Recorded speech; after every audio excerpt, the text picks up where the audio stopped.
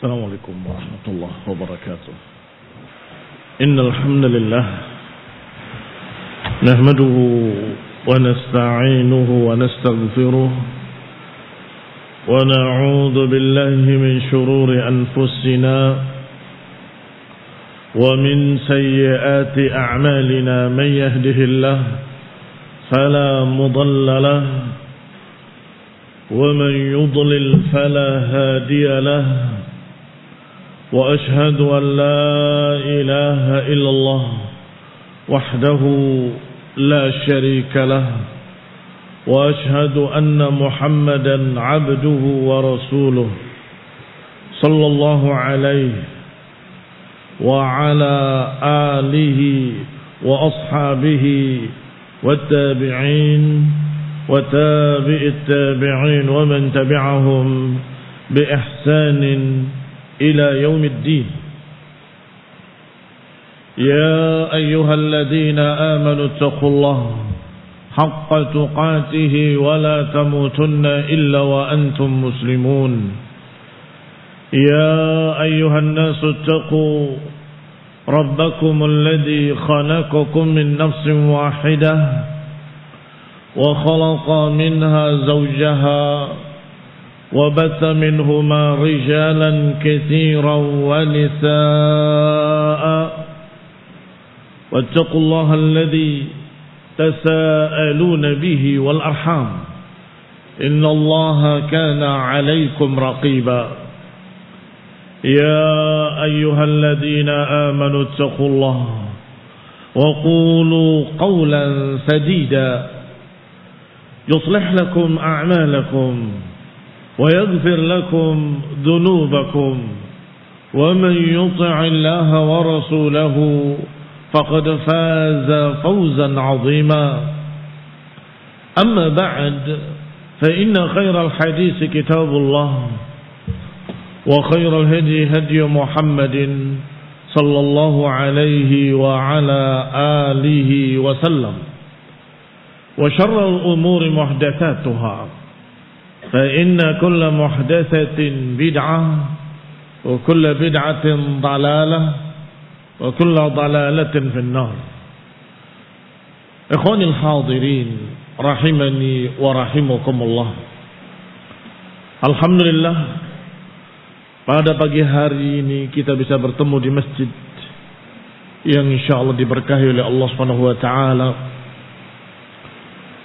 untuk menghadiri satu muhadharah atau kajian ilmiah yang akan dibawakan oleh Al-Ustaz Usamah bin Faisal Mahri hafizahullahu ta'ala, yang akan membahas perkara yang sangat penting, yaitu bagaimana kita istiqamah di tengah badai fitnah. Fitnah demi fitnah pasti akan dihadapi oleh manusia. Karena memang Allah Subhanahu wa taala berfirman, Alif Lam Mim, ahasiban nasu an yutraku an yaqulu amanna wa hum la yuftanun. Kata Allah, Alif Lam Mim, apakah manusia mengira bahwasanya mereka akan dibiarkan mengatakan kami beriman tanpa diuji? Fitnah bisa bermakna ujian. Fitnah bisa bermakna musibah. Fitnah bisa bermakna sesuatu yang menjadikan seseorang merasa berat, susah dan seterusnya.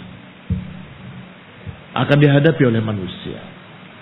Dan ini barakallahu fiikum yang akan dibahas oleh beliau. Jazakallahu khaira. Semoga Allah membalasnya dengan kebaikan, kesediaan beliau untuk datang di tengah-tengah kalian. Hafizahullahu ta'ala. Adapun sebagai muqaddimah, bahwa kita diberi oleh Allah Subhanahu wa taala perangkat berupa Quran dan Sunnah. Dan banyak orang-orang yang berilmu tentang kitab wa sunnah. Tetapi ketika menerapkan ayat ini di mana, hadis ini kemana, sering terjadi kesalahpahaman. Sering terjadi kekeliruan dalam menerapkan. Ikhwan ibn a'azakumullah, karena ketidakfakihan sebagian mereka. Biasanya anak-anak muda terbawa dengan semangat yang berapi-api, kemudian membaca satu ayat, dia pahami dengan kesemangatannya, tetapi tidak dengan fikih. Membaca ayat, faqtuluhum haitsu wajadtumuhum, bunuh mereka semua dimanapun kalian temui. Ini perintah Allah. Langsung dia ambil pedangnya, dia keluar, lihat orang kafir tebas, orang kafir tebas. Salah di mana dia? Salah di mana anak muda ini? Dia baca Quran, menerapkan. Salahnya barakallahu fikum, pertama tidak faqih, tidak memahami ayat demi ayat dengan benar.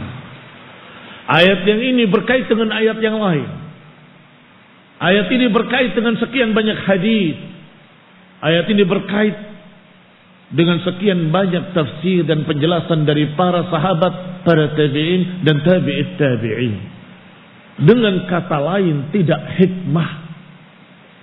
Tidak hikmah. Sebagai muqaddimah, kita akan berbicara tentang masalah hikmah. Al-hikmah maknanya secara ringkas al-isabah, ketepatan, tepat. Menerapkan ayat ini di tempat yang pas, menerapkan hadis itu di tempat yang pas. Itu dikatakan dengan isabah, dan itulah hikmah. Sehingga beberapa ulama menafsirkan kata hikmah dengan al-ilmu. Ud'u ila sabili rabbika bil hikmati. Ajaklah kepada jalan Rabbmu dengan hikmah, ai dengan ilmu. Imam Al-Hasan Al-Basri rahimahullah mengatakan secara maknanya bahwa innal qaum, ada satu kaum, ibtaghawul ilm, ibtaghawul ibadah, wala yabtaghul ilm. Atau kama qala rahimahullah, sesungguhnya ada satu kaum yang semangat beramal ibadah, tetapi tidak semangat mencari ilmu. Fakharaju ala ummati Muhammad sallallahu alaihi wa ala alihi wasallam. Akhirnya mereka keluar memerangi umat Islam, umat Nabi Muhammad sallallahu alaihi wa ala alihi wasallam. Ucapan beliau ini rahimahullah menunjukkan apa yang kita bahas tadi dan apa yang kita contohkan tadi. Seorang atau satu kaum semangat beribadah, ibtaghul ibadah, wala yabtaghul ilm, tetapi tidak mencari ilmu, tidak bertafaqquh. Apa ujung-ujungnya? Hanya modal semangat beramal, akhirnya justru membunuhi kaum muslimin, membantai kaum muslimin, menteror kaum muslimin, menumpahkan darah kaum muslimin dengan alasan jihad. Lijahlihim, karena bodohnya mereka. Ikhwani fillah a'azakumullah kaum muslimin rahimani wa rahimakumullah. Idzan al-hikmah hiya al-isabah fil aqwali wal af'ali wa wad'u kulli syai'in fi mawdi'ihi. Yang namanya hikmah adalah tepat dalam berbicara, tepat dalam beramal, tepat dalam menerapkan dan meletakkan sesuatu pada tempatnya. Meletakkan sesuatu pada tempatnya. Kalau ada seorang yang datang kepada kamu berkata, saya telah berbuat kesyirikan besar, saya telah berbuat kesyirikan, saya telah menyembah batu, menyembah pohon, saya berdoa kepada kuburan, saya berdoa kepada arwah, dan saya telah memberikan sesajen-sesajen ke sekian tempat keramat. Bisakah aku taubat? Ternyata Anak muda tadi menjawab, Allah berfirman, Innallaha la yaghfiru an yushraka bihi wa yaghfiru ma duna dzalika liman yasha. Allah berfirman bahwa Allah tidak akan mengampuni dosa syirik, dan Allah akan mengampuni yang lainnya kalau Allah kehendaki. Apa yang terjadi? Orang tadi putus asa. Berarti dosa syirik saya nggak akan diampuni. Fawaqa'a fil ya's. Dia jatuh ke dalam keputusasaan karena salah fatwa. Anak muda tadi berfatwa dengan salah, menerapkan ayat kepada orang yang salah. Mengapa? Karena ayat itu berbicara tentang orang yang mati membawa dosa syirik, nggak akan diampuni. Kalau mati membawa dosa yang lainnya, masih mungkin diampuni. Liman yasha, bagi siapa yang Allah kehendaki. Tetapi kalau orang mau taubat, bukan itu ayatnya. Kalau orang mau taubat, ayatnya adalah Allah berfirman, Ya ibadiyalladzina asrafu ala anfusihim, la taqnatu min rahmatillah, innallaha yaghfiru dzunuba jami'an. Wahai hamba-hamba Allah yang melampaui batas, jangan putus asa dari rahmat Allah. Allah akan mengampuni seluruh dosa. Walaupun syirik, syirik akbar, walaupun syirik akbar. Sebagian sahabat radhiyallahu anhum ajma'in masuk Islam,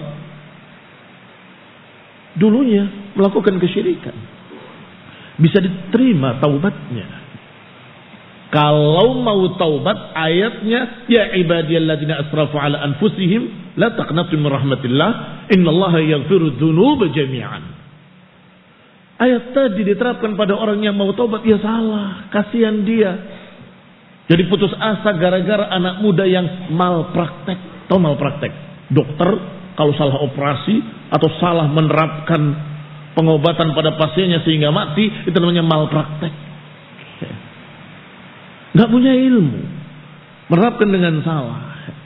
Maka barakallahu fikum, al-hikmah tidak bisa dipisahkan dari ilmu.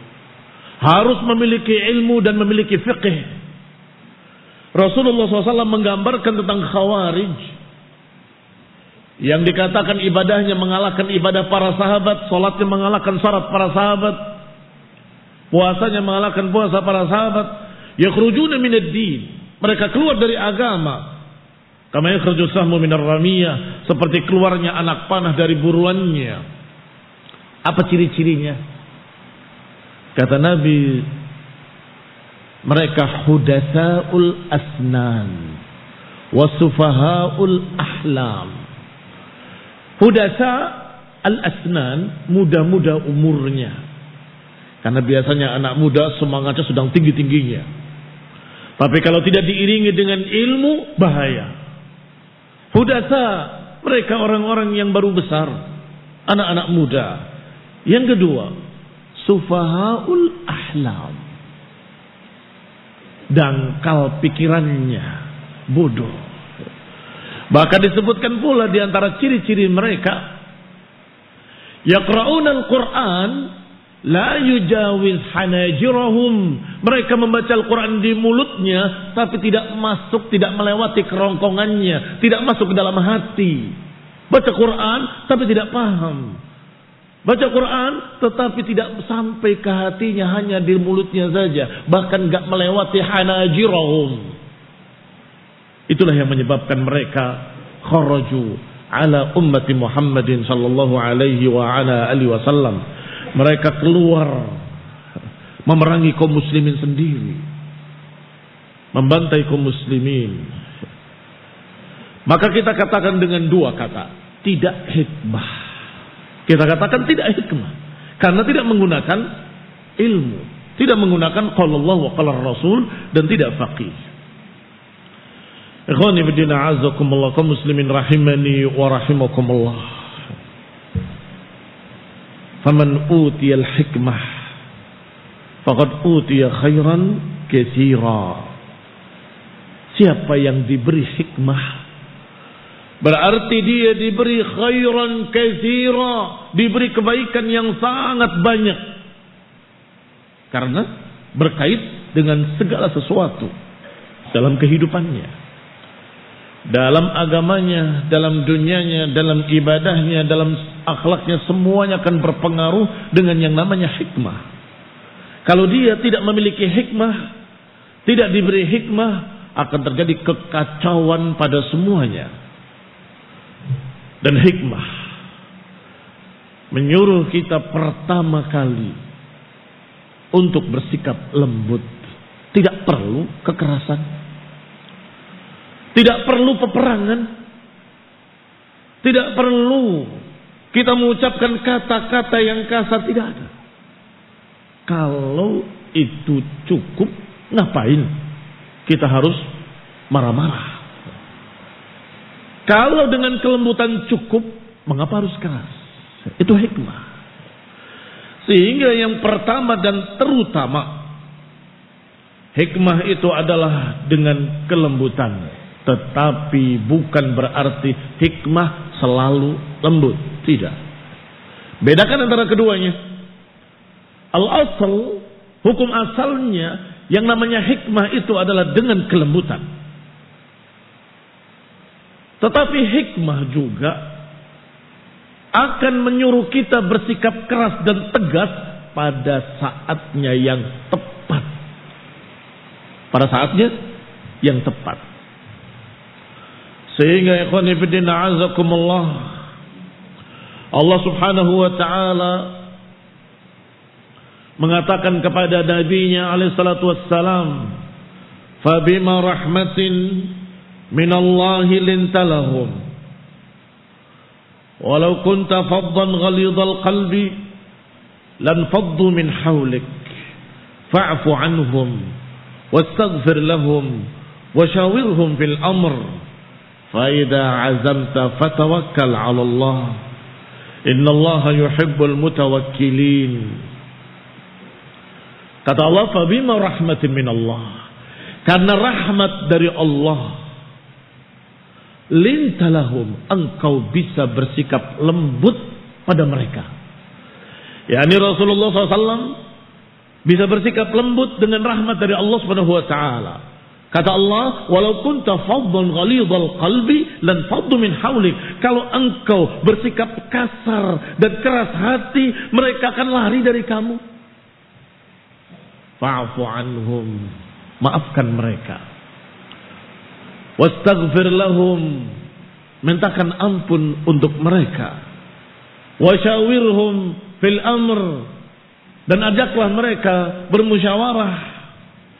Fa idza azamta fatawakkal 'ala Allah innallaha yuhibbul mutawakkilin. Kalau engkau bertekad untuk mengerjakan sesuatu, maka bertawakallah kepada Allah Subhanahu wa taala. Sesungguhnya Allah cinta kepada orang-orang yang bertawakal. Ikhwan fillah a'azakumullah. Rasulullah sallallahu alaihi wa ala alihi wasallam juga bersabda, "Inna rifqa la yakunu fi syai'in illa zana wa la yunza'u an syai'in illa syana." Demikian dikeluarkan oleh Imam Muslim fi sahihih. Kata beliau alaihi salatu wassalam, sesungguhnya yang namanya kelembutan, jika ada pada sesuatu, maka sesuatu itu jadi indah. Tetapi kelembutan, kalau tercabut dari sesuatu, maka sesuatu itu jadi jelek. Ikhwan fillah a'azakumullah. Lembut itu indah. Inna rifqa la yakunu fi syai', yang namanya ar-rifq tidaklah ada pada sesuatu kecuali sesuatu itu jadi indah. Tidaklah dia tercabut dari sesuatu kecuali sesuatu itu akan jelek. Maka berbicaralah dengan lembut, bersikaplah dengan sikap lembut, ajaklah dengan kelembutan, dakwahilah dengan sikap yang lembut. Itu hikmah. Kalau itu bisa, kalau dengan rifq, dengan kelembutan cukup, mengapa kita harus marah-marah? Mengapa kita harus bersikap keras, kasar, apalagi perang? Maka ikhwan fillah a'azakumullah, Peperangan itu diperintahkan oleh Allah Subhanahu wa taala dengan hikmah pada saatnya yang tepat. Qatilul ladzi yuqatilunakum wa la ta'tadu. Perangilah orang-orang yang memerangi kalian dan jangan melampaui batas. Masih ada catatan wala ta'tadu, jangan melampaui batas. Nabi berpesan pada pasukannya ketika berperang, jangan bunuh perempuan, jangan bunuh anak kecil, jangan membunuh pendeta di gerejanya, jangan membunuh orang yang tidak ikut perang. Ikhwani fiddin a'azakumullah. Sebelum mereka bicara tentang hukum positif tentang peperangan, Islam sudah mengajarkan bahwa sipil tidak boleh dibunuh. Maka barakallahu fikum, kalau dalam keadaan kita bisa mengajaknya dengan kelembutan, fala nahtaj asyiddah, maka kita tidak memerlukan asyiddah. Wa fil lafdhin, dalam lafaz lain Rasulullah SAW menyatakan, man yuhramur rifqu yuhramul khair. Siapa yang terhalang dari kelembutan, maka dia terhalang dari segala kebaikan. Siapa yang terhalang dari kelembutan, berarti dia orang yang terhalang dari kebaikan. Kaum muslimin rahimani wa rahimakumullah. Dikisahkan dari Anas bin Malik radhiyallahu taala anhu, bainama nahnu fil masjid ma'a Rasulillah sallallahu alaihi wa ala alihi wasallam, ijaa'a a'rabi. Ketika kami berada di masjid bersama Rasulullah SAW, tiba-tiba datang seorang Arab Badui. A'rabi adalah Arab yang tinggal di badiah, di kampung-kampung. Biasanya mereka nomaden, tidak punya tempat tinggal. Mereka tinggal di padang pasir sana, mencari tempat-tempat yang bisa mengembalakan unta-unta mereka. Tiba-tiba masuk ke masjid, kencing di masjid. Faqala ashabu Rasulullah SAW, maka para sahabat berkata, mah. Ini melarangnya, jangan. Qala Rasulullah SAW, la tuzrimu, da'u, la tuzrimu. Biarkan dia. Jangan kalian cegah. Fatarakuhu, maka para sahabat membiarkannya. Hatta bal, hingga selesai tuntas buang air kecilnya. Thumma inna Rasulullah SAW da'ahu, kemudian Rasulullah SAW memanggilnya. Faqala inna hadhihi al-masajid la tasluh li syai'in min hadzal baul. Sesungguhnya masjid-masjid ini tidak layak, tidak pantas untuk buang air kecil.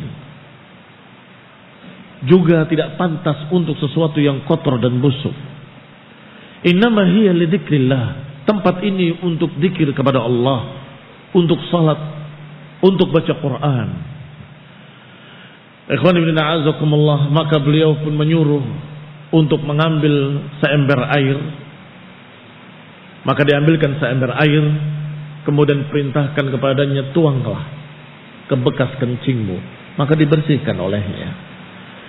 Ikhwan ibn a'azakumullah, lihatlah hikmah.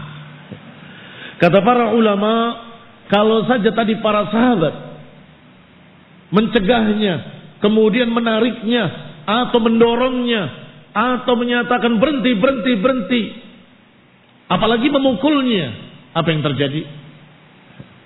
Kalian akan tahu, orang yang kencing itu susah mau dihentikan, akan kececer ke sana kemari, akan kotor di tempat yang lebih luas, najisnya kemana-mana. Itu diantara hikmah. Kedua, barakallahu fikum, Rasulullah tahu ini Badui. Mana ngerti dia kalau ini masjid, ini Badui. Kalau ada Muslim datang ke masjid, kencing di masjid, ya berbeda dengan Badui tadi. Iya kan? Apa bedanya? Dia tahu ini masjid, kurang ajar sekali. Iya kan? Badui tadi nggak ngerti, maka dikenalkan ini masjid. Nggak pantas untuk sesuatu yang kotor, jelek dan seterusnya. Maka Badui tadi sangat-sangat berkesan dengan nasihat Rasulullah sallallahu alaihi wasallam, sehingga dia berkata setelah dia faqih, setelah dia berilmu, aku tidak pernah mendapati seorang guru pun yang sebaik Rasulullah sallallahu alaihi wasallam. Ikhwani bin a'azakumullah, untuk para guru ataupun para calon guru, ini kalian para santri-santri, atau kepada para bapak-bapak dan calon bapak, maksudnya belum nikah atau yang nikah belum punya anak, calon bapak, hendaklah memiliki sikap hikmah dalam mendidik anak-anak didiknya atau anak-anak dirinya, anak-anak kandungnya ataupun anak-anak didiknya. Ajarkan pada mereka dengan lembut, dengan hikmah, jangan dengan kasar. Apalagi dengan tuduhan-tuduhan yang jelek. Kamu bodoh, kamu tidak punya otak, kamu begini. Itu tidak hikmah, tidak sesuai dengan hikmah. Mengapa? Dia sedang belajar, dia ingin menjadi alim, dia ingin menjadi bisa. Ikhwan ibn a'azakumullah, maka ar-rifqu fi kulli syai', kelembutan pada segala sesuatu, kecuali kalau pada saatnya yang tepat perlu dihukum, ya dihukum. Hukumannya adalah hukuman yang mendidik, yang akan menjadikan dia jera dan berusaha untuk menjadi baik. Ikhwan ibn a'azakumullah, kaum muslimin rahimani wa rahimakumullah. Diriwayatkan juga dalam dua kitab sahih, dan lafadznya lafadz Muslim dari Aisyah radhiyallahu taala anha, ketika malakul jibal, malaikat gunung datang kepada Rasulullah SAW, ketika Rasulullah SAW diusir dari Mekah, beliau ke Taif, diusir dari Taif, dilempari dengan batu, maka datang malakul jibal, malaikat yang Allah tugaskan untuk urusan gunung-gunung. Datang malaikat tadi kepada Nabi dan berkata, ya Muhammad, inna Allah qad sami'a qawla qawmika lak, wa ana malakul jibal, wa qad ba'athani rabbuk ilaika lita'murani bi amrika fama syi'ta. Kata malaikat tadi, aku adalah malakul jibal. Aku disuruh oleh Allah Subhanahu wa taala karena Allah mendengar ucapan kaummu dan sikap kaummu kepadamu. Dan dia mengutus aku agar engkau memerintahkan aku dan aku siap mentaatimu. Apa yang kau perintahkan, terserah engkau. Wa in syi'ta an utbiq alaihimul akhshabain. Kalau engkau mau, aku bisa menimpakan dua gunung batu ini pada mereka. Faqala Rasulullah sallallahu alaihi wasallam bersabda, bal arju an yukhrijallah min aslabihim man ya'budullaha wahdahu la syarikalah. Bahkan aku berharap dari anak turunan mereka nanti akan ada orang-orang yang beribadah kepada Allah, mengesakannya, tidak menyekutukannya dengan sesuatu apapun. Ikhwani fillah azakumullah, lihatlah Rasulullah SAW yang penuh hikmah. Beliau sabar,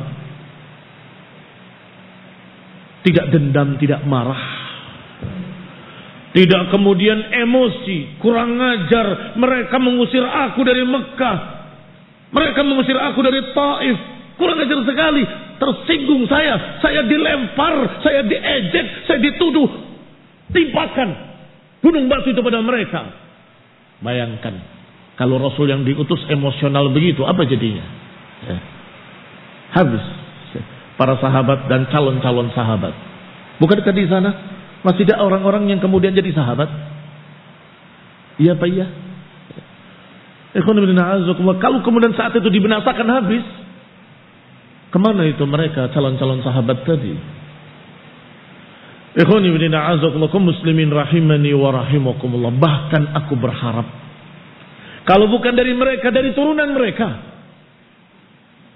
Dan dalam riwayat disebutkan bahwasanya Rasulullah SAW menyatakan, ya Allah, Berilah hidayah pada mereka. Mereka belum paham. Rasulullah SAW masih berharap kalau mereka paham, mereka akan masuk Islam. Kalau mereka mengerti, mereka akan masuk Islam.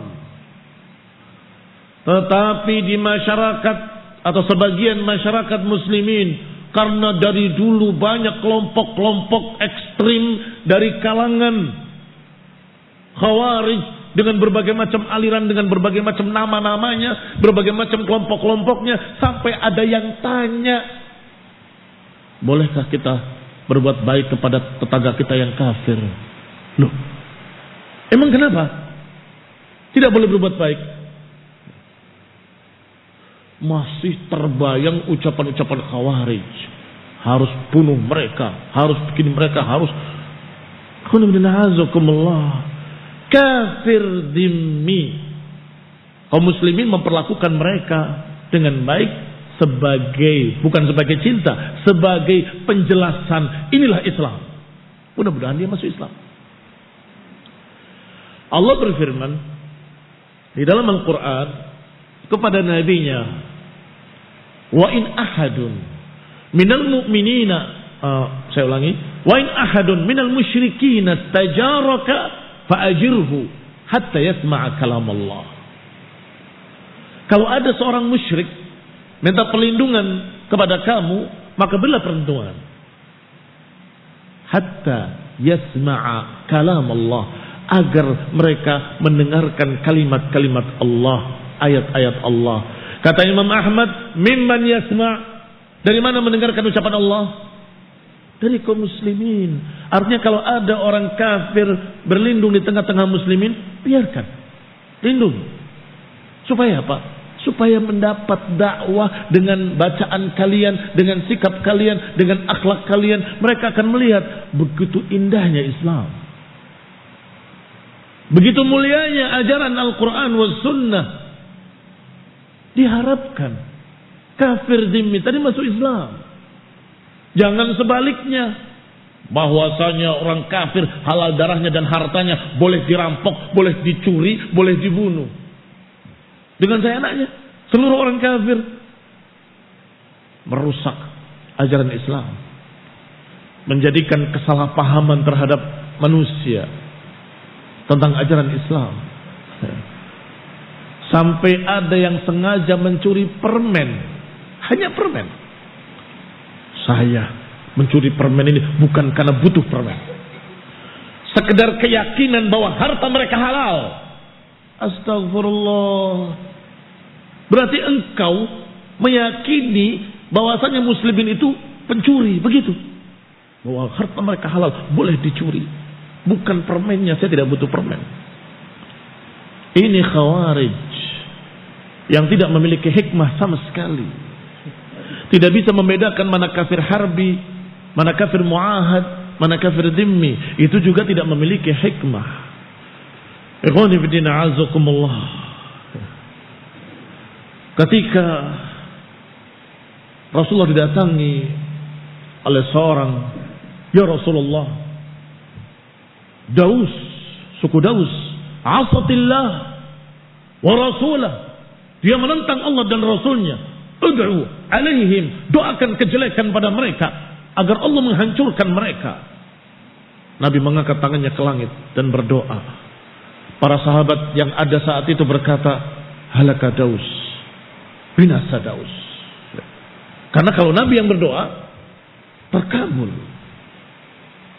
Ternyata ketika Rasulullah SAW berdoa, tidak memenuhi permintaan orang tadi, binasakanlah Daus. Doanya, Allahumma hdi Dausan wa'ti bihim. Allahumma hdi Dausan wa'ti bihim.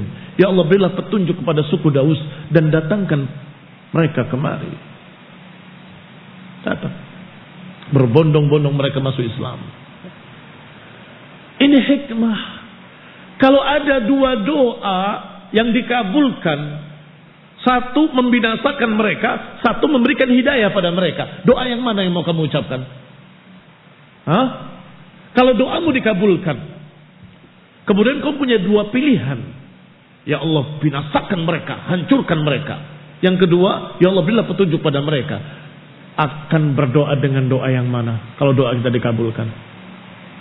Kalau engkau memilih yang pertama berarti engkau berdakwah dengan dendam, emosi, hanya memuaskan hati, puas rasanya mereka dibinasakan. Rasain kenapa mereka kemarin memusuhi saya, mengejek saya. Jangan urusan pribadi. Berpikirlah yang kedua, bagaimana supaya mereka masuk Islam. Setelah didakwahi, diikuti dengan doa. Ya Allah, berilah petunjuk pada mereka. Ya Allah, berilah hidayah pada mereka. Fa innahum la ya'lamun. Mereka belum paham. Ikhwani fillah, a'azakumullah muslimin rahimani wa rahimakumullah. Itu hikmah dimulai dengan kelembutan. Khususnya pada mereka-mereka yang belum paham, belum mengerti, A'rabi, Badui, orang awam yang gak paham apa-apa. Sikapilah mereka dengan sikap yang lembut agar memiliki dakwah sebelum dakwah. Kamu belum berbicara, sudah berdakwah. Yaitu dengan sikap. Orang sudah tertarik. Masya Allah. Orang-orang itu baik-baik. Itu kelompok itu Masya Allah. Thayyibin. Akhlaknya bagus dan seterusnya dan seterusnya. Mereka orang-orang awam itu tidak melihat masalah yang lain. Bagaimana pemahamannya? Itu belum paham mereka. Mereka yang langsung lihat akhlak kalian, akhlak kita, sikap kita, muamalah kita. Itu dilihat. Kalau mau ditambah satu lagi, bacaan Al-Quran. Kalau kalian bacanya jelek, mereka akan berkata, baca Qurannya aja nggak benar. Sehingga itu juga penting di samping akhlak tadi. Adapun kalau orang-orang yang melakukannya adalah orang yang kita tidak khawatirkan akan lari, apalagi orang yang memang sepantasnya dia sudah tahu, tapi masih melakukan, maka kadang-kadang Rasulullah SAW menyebutkannya dengan nada yang keras. Itu juga hikmah. Karena tepat. Sebagaimana diriwayatkan oleh Muslim dalam sahihnya dari Ibn Abbas, ketika Rasulullah SAW melihat seseorang memakai cincin emas, fanaza'ahu fatarahahu, Nabi mencabutnya dan membuangnya sambil berkata, ya'madu ahadukum ila jamratin min narin fayaj'ulha fi yadih. Apakah ada salah seorang kalian yang sengaja mengambil bara api dari neraka kemudian diletakkan di tangannya? Sampai-sampai sahabat yang mulia tadi ketika selesai dari majlis itu dikasih tahu, itu cincin mau ambil kembali, kasih istri atau anak perempuanmu. Dia berkata, la wallahi, tidak demi Allah, aku tidak akan mengambilnya apa yang sudah dibuang oleh Rasulullah SAW. Lihat, orang ini sahabat yang mulia. Rasulullah kenal dia mukmin. Maka ditegur dengan teguran yang keras. Rasulullah yakin dia tidak akan lari. Tahu bagaimana kokohnya iman dia. Tetapi teguran tadi karena kasih sayang kepadanya, agar jangan sengaja mengambil bara api kemudian diletakkan di tangannya. Demikian pula ketika Rasulullah SAW masuk ke rumahnya melihat gambar-gambar di dinding. Maksudnya bukan di dinding, di apa? Tirai. Maka Rasulullah SAW berubah wajahnya, memerah wajahnya, marah, sehingga Aisyah ketakutan. Aku berlindung kepada Allah. Aku minta ampun kepada Allah. Apa salahku ya Rasulullah? Dikatakan, ma hadhihi namriqah. Kata Nabi, apa ini? Kain apa ini? Qala, ini kain untuk engkau beralas di bawahnya, di atasnya. Ashabu hadhihi surah yu'adzabun. Pembuat gambar-gambar ini yu'adzabuna yaumil qiyamah. Yuqalu lahum, akan dikatakan pada mereka, ahyu ma khalaqtum, hidupkan apa yang kalian ciptakan. Wa innal malaikata la tadkhulu baitan fihi surah, dan sesungguhnya malaikat tidak akan masuk di satu rumah yang padanya ada gambar makhluk hidup. Dalam riwayat lain, Rasulullah langsung merobeknya dengan keras. Hatakahu. Dan kemudian berkata, asyaddan nas adaban yaumil qiyamah al-musawwirun alladzina yudahi'una Allah. Yudahi'una bi khalqillah. Kama qala sallallahu alaihi wa ala alihi wasallam. Sesungguhnya yang paling dahsyat adabnya yaumil qiyamah adalah yang menandingi ciptaan Allah Subhanahu wa taala. Ikhwani fi din a'azzakumullah. Sama ketika Rasulullah SAW ke masjid, melihat ada nukhamah. Nukhamah itu ingus, bukan ludah, yang kental dari hidung, ada di hadapan sana, di arah kiblat. Fataghayyadha, berubah wajah Rasulullah SAW, marah beliau. Kemudian berkata, inna ahadakum idza kana fi sholati fa innallaha hiyala wajhi. Sesungguhnya salah seorang kalian ketika salat, maka Allah ada di hadapannya. Fala yatakhammanna hiyala wajhi fi shalah, maka jangan sekali-kali kalian meludah atau membuang ingus ke arah depan. Asyahid yang menjadi bukti adalah kalimat fataghayyadha. Fataghayyadha artinya marah beliau. Ghayyum. Ikhwan ibn a'azzakumullah, artinya hikmah kadang-kadang menyuruh kita lembut dan itu hukum asalnya. Kadang-kadang pula menyuruh kita untuk marah. Kalau tidak pernah marah akan salah juga. Ikhwan ibn a'azzakumullah, pada satu hari Rasulullah sallallahu alaihi wa ala alihi wasallam melihat seorang sahabat dan dia menceritakan dirinya sendiri. Saya bertemu Nabi dan Nabi melihat saya memakai baju yang kuning mu'asfar. Mu'asfar, kuning seperti kunir. Faqala, maka Nabi bersabda, "Ummuka amaratka bihadza?" Ibumu nyuruh kamu seperti ini? Keras enggak ini? Sampai dikatakan ibumu yang nyuruh kamu berbuat seperti itu. Orang-orang Arab paling gengsi kalau dikatakan anak ibu. Mereka akan bangga kalau dikatakan anak bapaknya. Apalagi dikatakan bahwa ini disuruh oleh ibumu. Maka sahabat tadi ketakutan dan berkata, "Aghsilhuma ya Rasulullah, apakah aku cuci pakaian ini supaya hilang warna wasfarnya?" Qala bal ihriqhuma, bahkan bakar keduanya. Ikhwan ibn a'azzakumullah, pada siapa Rasulullah SAW bersikap keras? Pada siapa Rasulullah SAW bersikap lembut? Kapan beliau bersikap lembut? Kapan beliau marah? Itu semua dengan tepat, pas pada waktunya. Ikhwan ibn a'azzakumullah, ketika sahabat Abu Bakar datang kepada Rasulullah SAW, ya Rasulullah, Umar begini dan begitu.